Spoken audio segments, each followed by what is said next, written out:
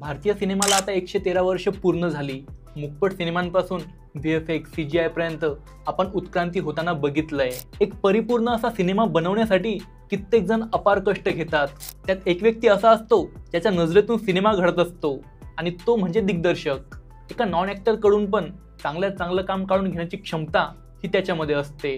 आपल्या इथे खूप थोडेसे दिग्दर्शक होऊन गेलेत ज्यांनी फक्त मराठीच नाही तर पूर्ण भारतीय सिनेमाला अमूल्य योगदान दिलं. तर अशा 10 दिग्दर्शकांची लिस्ट मी तयार केली आहे. या व्हिडिओला मी 2 पार्टमध्ये डिवाइड करतोय. आता सुरुवात ते 2000 पर्यंतचा काळ आणि पुढच्या भागात 2000 ते आत्तापर्यंतचा काळ. तर चला इतिहासाची पानं पलटून बघूया.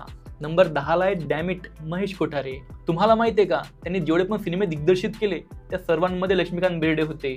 त्यांचं निधन होतपर्यंत मराठी सिनेमात त्यांनी टेक्निकल रिव्हॉल्युशन आणलं, ही गोष्ट सर्वांना माहिती आहे. पण याचबरोबर त्यांनी फॅन्टसी मूवीजचं चलन सुद्धा आणलं. धडाकेबाज पासून त्यांनी या जॉनरची दमदार सुरुवात केली.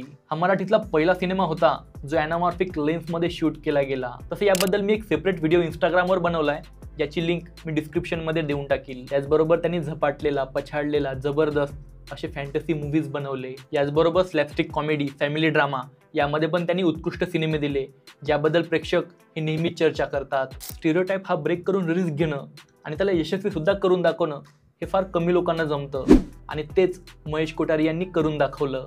नंबर 9 ला आहेत सचिन पिळगावकर.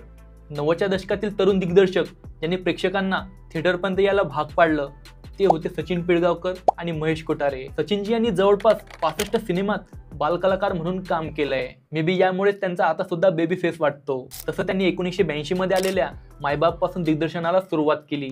पण नवरी मिळे नवऱ्याला हा त्यांचा पहिला कमर्शियल हिट होता. त्यानंतर त्यांनी बरेच ब्लॉकबस्टर हिट दिले. त्यातील जास्त तर हे कॉमेडी बडी फिल्म होते. बडी फिल्म हे कॉमेडीचं सब जॉनर आहे, ज्यात 2 किंवा अधिक विभिन्न व्यक्तिमत्व असलेले व्यक्ती हे एकत्र येतात. तसे या जॉनरची सुरुवात ही 30व्या दशकात झाली आणि या जॉनरची पहिली जोडी होती लॉरेन अँड हार्डी, ज्यांना आपण दूरदर्शनवर बघितलंय. काय दिवस होते यार ते. वाह. सचिनजी यांनी गंमत जम्मत, अशी ही बनवा बनवी, माझा पती करोडपती, आमच्यासारखे आम्हीच, आयत्या घरात घरोबा, नवरा माझा नवसाचा 2 यातील 2 काढून टाका, मग परफेक्ट वाटेल. आता जरी जुन्या रूढीवादी विचारधारेमुळे त्यांच्यावर टीका केली जात असेल, पण एक काळ त्यांनी गाजवला होता, एवढं मात्र नक्की. नंबर 8 ला आहे दादासाहेब तोरणे. त्यांनी 1912 मध्ये श्री पुंडलिक हा सिनेमा बनवला होता, जी पूर्ण भारतातली पहिली फीचर फिल्म होती. याचं वैशिष्ट्य म्हणजे हे नाटकाचं रूपांतर होतं, ज्यात त्यावेळेसच्या नाटकांच्या परंपरा आणि कथा या सादर करण्यात आल्या होत्या. हा सिनेमा शूट करताना लाईव्ह नाटक रेकॉर्ड करण्यात आलं होतं. त्यामुळे ही technology filming of a play या कॅटेगरीमध्ये मोडते. यात रंगमंचाचा भव्यदिव्य अनुभव मिळतो, जे आपण साध्या डोळ्याने बघू शकत नाही. तसं दादासाहेब तोरणे आणि दादासाहेब फाळके या दोघांमध्ये तुलना केली जाते. श्री पुंडलिक हा भारतीय सिनेमासाठी प्रेरणादायी ठरला. त्यांनी मराठी आणि भारतीय सिनेसृष्टीसाठी नवीन मार्ग मोकळा करून दिला. दुर्दैवाची गोष्ट ही आहे की त्यांच्या कामाचं महत्त्व हे त्यावेळेस बरोबर ओळखलं गेलं नाही, पण इतिहासात त्यांचं नाव हे सुवर्ण अक्षरामध्ये लिहिलं गेलं आहे. नंबर 7 ला आहेत राजदत्त. शून्यातून विश्व निर्माण करणारे राजदत्तजी यांचा जन्म हा वर्धा जिल्ह्यातील छोट्याशा गावात झाला. 12 वर्ष ते राजा परांजपे यांचे असिस्टंट डायरेक्टर होते आणि यामुळे त्यांच्या सिनेमात एक प्रकारची डेप्थ बघायला मिळते. त्यानंतर त्यांनी दिग्दर्शनाला सुरुवात केली. 70 आणि 80च्या दशकातील मराठी सिनेमाचा सुवर्ण काळ घडवण्यात राजदत्त यांचा खूप मोठा वाटा आहे. त्यांच्या सिनेमांनी प्रेक्षकांचं मनोरंजन तर केलंच, शिवाय सामाजिक आशय हा प्रभावीपणे मांडला. त्यांनी अनेक नवोदित कलाकारांना संधी दिली. त्यांनी समोर चालून सिनेसृष्टीमध्ये चांगलं कॉन्ट्रीब्युशन केलं. त्यांच्या कथेत ना एक प्रकारचा कौटुंबिक संघर्ष दाखवला जायचा, ज्यात मानवी भावना आणि नातेसंबंधांवर लक्ष दिलं जायचं आणि हीच गोष्ट प्रेक्षकांच्या मनाला भिडायची. त्यांचा अपराध, अरे संसार संसार, मुंबईचा फौजदार हे माझे वैयक्तिक आवडीचे सिनेमे आहेत. अरे संसार संसारमध्ये त्यांनी ज्या पद्धतीने रंजना यांना प्रेझेंट केलं त्याबद्दल जेवढं कौतुक करावं तेवढं कमी आहे. फक्त एवढंच म्हणेल, असा दिग्दर्शक पुन्हा होणे नाही. नंबर 6 ला आहेत राजा परांजपे. हे एक अष्टपैलू कलावंत म्हणून ओळखले जातात. अभिनेते, निर्माते, दिग्दर्शक आणि पटकथा लेखन हे ते एकदम सहजपणे करायचे. त्यांनी मराठीबरोबरच हिंदी सिनेमातही अमूल्य योगदान दिलंय. त्यांची बॅलन्स ॲक्टिंग, प्रभावी दिग्दर्शन आणि सामाजिक आशय असलेल्या सिनेमांनी प्रेक्षकांच्या मनामध्ये वेगळं स्थान निर्माण केलं. त्यांनी एकाहून एक सरस अशा कथा लोकांच्या समोर मांडल्या, ज्या विचार करायला भाग पाडणाऱ्या होत्या. त्यांची इतरांपेक्षा वेगळी गोष्ट अशी की ते सामाजिक विषयांना आपल्या निर्मितीमध्ये जास्त प्राधान्य द्यायचे. कथेची निवड आणि पात्रांच्या अभिनयाला योग्य तो वाव देणं ही त्यांची खासियत होती. आणि महत्त्वाचं म्हणजे लोकांच्या दैनंदिन जीवनाशी निगडीत अशा समस्या त्यांनी पडद्यावर मांडल्या. त्याच्यामुळे ते लोकांसोबत अधिक पद्धतीने जोडले गेले. नंबर 5 ला आहे दादा कोंडके. यांच्याबद्दल मला वेगळं काही सांगण्याची गरज नाही. यांच्या नावाचा डंका हा पूर्ण भारतभर नेहमीच गाजतो. मोठमोठे लेखक, दिग्दर्शक, अभिनेते हे त्यांना ॲडमायर करतात आणि त्यांच्यापासून इन्स्पिरेशन घेतात. सिनेमांचं डबल मिनिंग नाव, गाणी आणि संवादामुळे ते जास्त फेमस होते.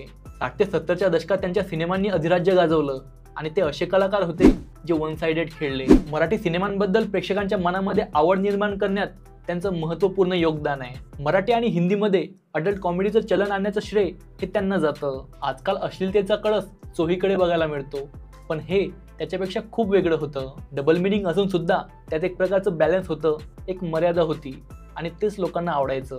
दादा कोंडके हे भारतातील पहिले असे कलाकार होते ज्यांचे तब्बल 9 सिनेमे हे सिल्वर जुबली झाले. पूर्ण इंडस्ट्री एकीकडे आणि त्यांच्या नावाचा डंका हा एकतर्फी वाजत होता. लिटरली त्यांनी डॉमिनेट केलंय. नंबर 4 ला आहे जब्बार पटेल. हे मराठीतील एक प्रतिष्ठित आणि संवेदनशील दिग्दर्शक आहेत. त्यांचे सिनेमे आणि नाटक सामाजिक वास्तव्य, राजकीय संघर्ष आणि मानवी भावनांच्या सूक्ष्म मांडणीसाठी ओळखले जातात. जैत रे जैत, उंबरठा, एक होता विदूषक, मुक्ता असे असंख्य सिनेमे आपल्याला विचार करायला भाग पाडतात. उदाहरण द्यायचं झालं तर लक्ष्मीकांत बेर्डे हे एक विनोदी कलाकार, पण त्यांना धीरगंभीर अशा वेगळ्या भूमिकेत दाखवणं हे खूप चॅलेंजिंग होतं. पण तो सिनेमा आणि त्याचा आशय हा आपल्या वेळेचा खूप पुढचा होता आणि म्हणूनच तो एक कल्ट सिनेमा आहे. त्यांच्या 1 नाही 2 नाही तर तब्बल 7 सिनेमांना राष्ट्रीय पुरस्कार मिळाला आहे. त्यांचे सिनेमे हे फक्त मनोरंजनापुरते मर्यादित नसतात, तर ते समाज आणि कलाकाराच्या जीवनाचा आरसा दाखवतात. ते हसवतात, रडवतात आणि विचार करायला भाग पाडतात आणि याचमुळे ते सदाबहार दिग्दर्शक आहेत. नंबर 3 ला आहेत भालजी पेंढारकर. हे फक्त मराठीच नाही तर पूर्ण भारतीय सिनेमाच्या इतिहासातील एक महत्त्वपूर्ण नाव आहे. ते यशस्वी सिने निर्माते, दिग्दर्शक, लेखक आणि इतिहासप्रेमी होते. त्यांनी मराठी इंडस्ट्रीला ऐतिहासिक सिनेमांची समृद्ध अशी परंपरा दिली. त्यांच्या योगदानाला शाश्वत म्हणजेच टाइमलेस मानलं जातं. लहानपणापासूनच त्यांना इतिहासामध्ये खूप रस होता आणि हीच गोष्ट त्यांच्या सिनेमात सुद्धा आपल्याला दिसून येते. 1925 मध्ये बाजीराव मस्तानी हा दिग्दर्शित केलेला त्यांचा पहिला सिनेमा. त्यांच्या कथा हा जास्त तर ऐतिहासिक आणि देशभक्तीपर विषयांवर आधारित असायच्या. त्यांच्या वैशिष्ट्यपूर्ण अशा शैलीबद्दल बोलायचं झालं तर ऐतिहासिक घटनांना पडद्यावर आणण्यासाठी डेप्थमध्ये रिसर्च करून ते त्याचं वास्तववादी चित्रण करायचे. त्यांच्या सिनेमात देशभक्तीचा संदेश हा स्पष्टपणे मांडला जायचा. त्यांनी मराठी संस्कृती, भाषा आणि इतिहासाची महती ही उंचावण्यासाठी खूप प्रयत्न केले. नंबर 2 ला आहेत व्ही शांताराम. भारतीय सिनेमाच्या इतिहासातील आदरणीय दिग्दर्शक, निर्माता, अभिनेते म्हणजे व्ही शांताराम. ते एक दूरदर्शी कलाकार होते ज्यांनी आपल्या क्रिएटिव्हिटीच्या जोरावर भारतीय सिनेमाला जागतिक पातळीवरती स्थान मिळवून दिलं. त्यांनी 1921 मध्ये आलेल्या सुरेख हरण या मुकपट सिनेमापासून अभिनयाला सुरुवात केली. याचबरोबर त्यांनी बाबूराव पेंटर यांच्या महाराष्ट्र फिल्म कंपनी याच्यामध्ये सहाय्यक म्हणून काम केलं. त्या अंतर्गत त्यांनी 1927 मध्ये आलेल्या नेताजी पालकर या सिनेमाचं दिग्दर्शन केलं आणि त्याच्या 2 वर्षानंतर प्रभात फिल्म कंपनीची स्थापना केली, ज्यात त्यांनी चंद्रसेना, अयोध्येचा राजा, सिंहगड, सैरंध्री, 2 आंखें 12 हात, पिंजरा, चानी असे असंख्य एकापेक्षा एक असे सिनेमे बनवले.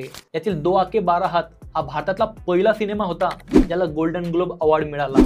त्यानंतर गांधी, सलाम बॉम्बे, स्लमडॉग मिलेनियर आणि नुकताच RRR अशा सिनेमांना हा अवॉर्ड मिळाला. त्यांनी सिने निर्मितीला जवळपास 7 दशकं दिली, जे स्वतःमध्येच एक खूप मोठी गोष्ट आहे. त्यांच्या 1939 मध्ये आलेल्या माणूस या सिनेमाचं खुद चार्ली चॅप्लिनने कौतुक केलं होतं. तो एक सुवर्ण काळ होता जेव्हा मराठी सिनेमे हे जगभरात गाजायचे, कारण त्यावेळेस व्ही शांताराम यांच्यासारखे दिग्गज हे आपल्याकडे होते. आणि नंबर 1 ला आहेत, आय थिंक तुम्ही गेस केलंय, हो 100% केलंय, भारतीय सिनेसृष्टीचे जनक दादासाहेब फाळके, ज्यांना पुरस्कार नाही तर त्यांच्या नावाचा सर्वोच्च सन्मानाचा पुरस्कार हा भारत सरकारकडून दिला जातो. त्यांनी आपल्या कार्यकाळात 94 सिनेमे केले, ज्यातील मोहिनी भस्मासूर, सत्यवान सावित्री, लंका दहन, कालिया मर्दन हे फक्त सिनेमे नाही तर आपल्या स्वतःमध्येच एक इतिहास आहेत. अर्थात भारतीय सिनेमाची सुरुवात ही त्यांनी केली, तर अशा बऱ्याच गोष्टी घडल्या असतील ज्या पहिल्यांदा होत्या. तर अशा 4 मी तुम्हाला आता सांगतो. राजा हरिश्चंद्र बनवण्यासाठी त्यांना 6 महिने 27 दिवस एवढा कालावधी लागला होता आणि त्यासाठी 3700 फूटची रील लागली होती. मोहिनी भस्मासूरमध्ये भारतातील पहिल्या महिला कलाकार दुर्गाबाई कामत आणि कमलाबाई गोखले यांनी काम केलं. त्यांनी अंकुराची वाढ या शॉर्ट फिल्ममधून भारतातला पहिला ॲनिमेशन प्रयोग केला. यातून पहिल्यांदाच टाइमलॅप्स या टेक्नॉलॉजीचा वापर केला गेला. याबद्दल हरिश्चंद्रची फॅक्टरीमध्ये खूप सुंदररित्या दाखवलं गेलंय. लंका दहनमध्ये अण्णाभाऊ साळुंके यांनी सीता आणि राम ही दोन विभिन्न पात्र साकारून भारतातील पहिला डबल रोल केला होता. त्यांनी सिनेमा टेक्निकली परफेक्ट बनवण्यासाठी युरोपमध्ये प्रशिक्षण घेतलं होतं आणि बऱ्याच नवीन टेक्नॉलॉजी या भारतात आणल्या होत्या. दादासाहेब फाळके यांनी अपार जिद्दीने, मेहनतीने आणि ओपन माइंडेड विचाराने भारतीय सिनेमा घडवला. एक मराठी माणूस म्हणून ही आपल्यासाठी खूप अभिमानाची गोष्ट आहे. बाकी हा व्हिडिओ तुम्हाला कसा वाटला हे मला कमेंट करून नक्की सांगा. याचबरोबर मी 2024च्या टॉप 10 बेस्ट मूवीजवर एक व्हिडिओ बनवला आहे, जो तुम्ही इथे क्लिक करून बघू शकता.